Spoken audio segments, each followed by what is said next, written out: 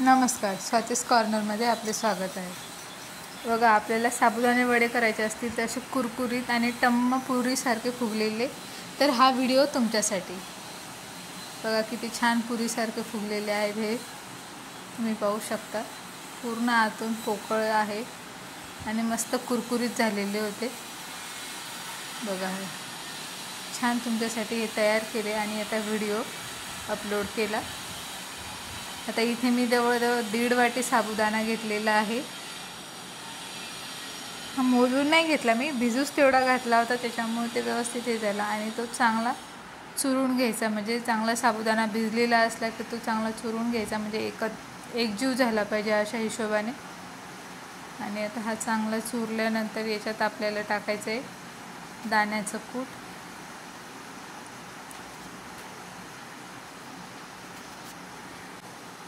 दाण्याचं कूट टाकून त्याच्यात अर्धा बटाटा टाकला मी, अर्धा आणि थोडा वर टाकला बटाटा।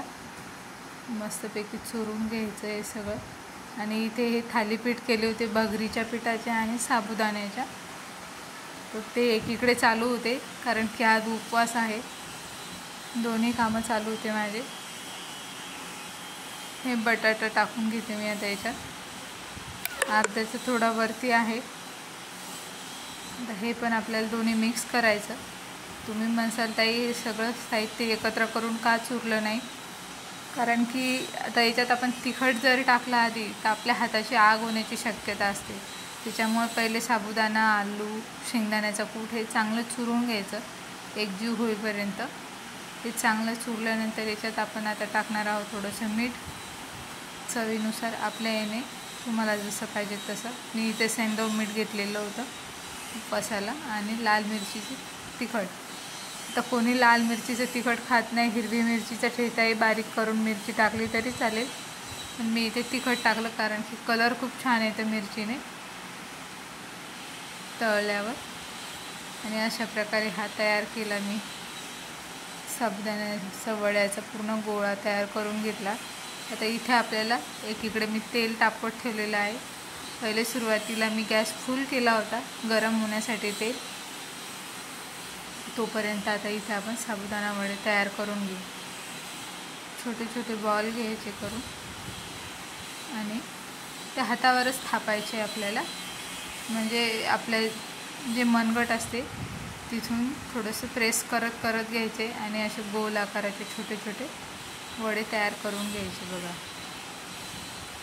अशा प्रकारे हे सर्व वडे मी तयार करून घेणार आहे 4-5, आणि नंतर ते आपण तळणार आहोत। तेल तापते तोपर्यंत आता गॅस कमी केला, कारण की एकदम जर खूप तापलं तर वरतून लाल होतील आणि आतून ते चिकट होतील, त्याच्यामुळे आता गॅस मी कमी केला।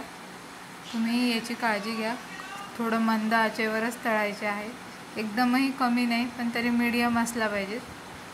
थोडंसं आपण टाकून पाहू तेल तपलं का, तर थोडं तपावं लागते। तोपर्यंत आपले 4-5 वडे तयार करून घेऊ आपण। एका वेळेस 4-5 वडे या कढईत बरोबर बसतात। ते पूर्ण थापून घेते मी। तुम्ही आज काय केलं फराळाला मला कमेंटमध्ये कळवा, आणि ही वडेची रेसिपी कशी वाटते मला खरंच सांगा। कोणी कमेंट करत नाही मला, पण कळवा जा की कशी झाली रेसिपी, काय। लाईक करा, शेअर करा, सबस्क्राईब करा। सबस्क्राईब करायला काही पैसे लागत नाही। आता आपण इथे सर्व वडे हे तेलात टाकून घेऊ, आणि थोडं मीडियम गॅसवरच आपल्याला हे तळून घ्यायचे। पहिले सुरुवातीला खाली बसतात ते, तोपर्यंत थांबायचं आहे, कारण की नंतर चांगले तापले की ते आपोआप वर तरंगून येतात तेलात तळल्या गेले की। बघा तुम्ही, हे वर आलेले आहेत आता, आणि असं दुसऱ्या साईडने पलटून घेतल्यावर आता ते पुरीसारखे फुगायला लागतात। खूप छान झाले होते आणि चांगले झाले, आणि तेवढ्यात व्हिडिओ काढला गेला म्हणून मी हे टाकलं, नाही तर माझे एवढं डेली व्हिडिओ येत नाही, पण आता प्रयत्न नक्की करेल की डेली व्हिडिओ येतील। तुम्ही लाईक, शेअर, सबस्क्राईब करून ठेवा आणि कमेंट करत जा।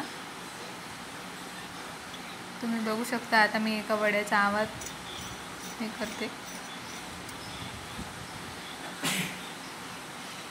बघा किती छान झालेले आहे. आत पूर्ण पोकळ झालेले आहे इथे बघा.